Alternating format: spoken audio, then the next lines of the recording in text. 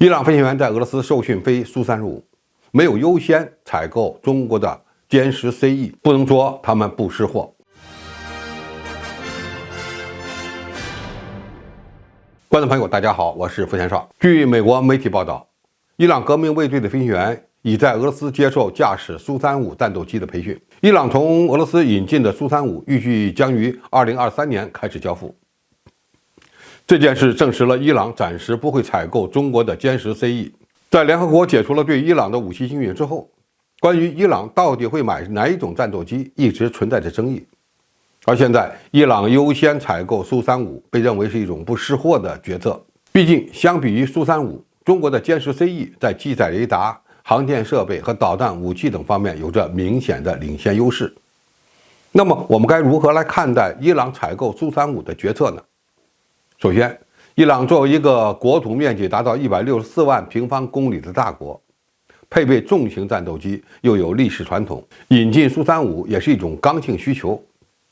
几十年前，伊朗从美国引进过 F-14战斗机，到现在都还在使用，说明他们对重型战斗机情有独钟。重型战机可以部署在纵深机场，拥有更大的作战半径和留空时间。这对于面临着美国、以色列和沙特等国军事威胁的伊朗而言是非常必要的。其次，在俄罗斯需要从伊朗引进无人机、弹道导弹的情况下，伊朗采取以物换物的方式购买苏35，相对而言是比较合理的。据美国政府的消息人士称，伊朗将向俄罗斯提供6000架武装无人机，还有不少弹道导弹。此外，该国还将在俄罗斯境内建立一个自杀式无人机工厂和生产线。伊朗常年受美国的制裁，经济实力无法满足空军现代化的需要，与俄罗斯进行易货交易是非常划算的。与之相比，如果伊朗从中国采购歼十 CE， 就需要付出欧元、石油这样的硬通货。美国的军事观察家网站认为，尽管歼十 C 此前被认为是伊朗空军现代化的主要候选机型，并且比苏35更先进，但是操作成本和维护费用显著更低。但是俄罗斯对伊朗无人机、弹道导弹的高需求，使德黑兰能够以较少的花费来购买苏35，因为这些武器可能作为易货协议的一部分。俄罗斯曾计划向埃及和印尼交付64架苏35，但他们都打了退堂鼓。现在伊朗有望获得其中的24架。最后，伊朗先引进苏35，与是否会引进歼十 CE 没有直接关系。现在很多人把伊朗采购苏35与歼十 CE 当成是2选1，这么讲在经济实力不足时有一定道理，但比较狭隘。这里面有几个原因：一，虽然引进苏35对伊朗而言是一个巨大的进步，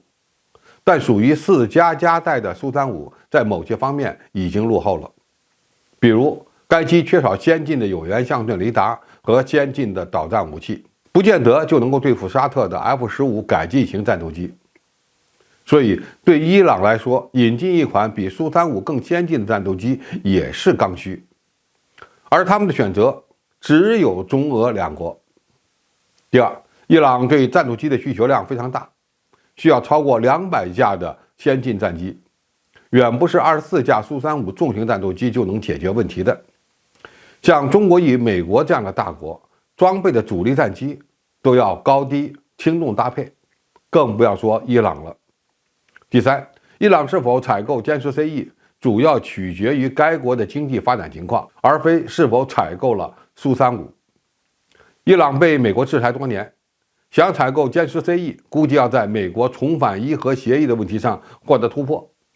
在经济条件允许的情况下才有可能。总体来看，我们完全没必要因为伊朗从俄罗斯引进了苏35而感到气馁，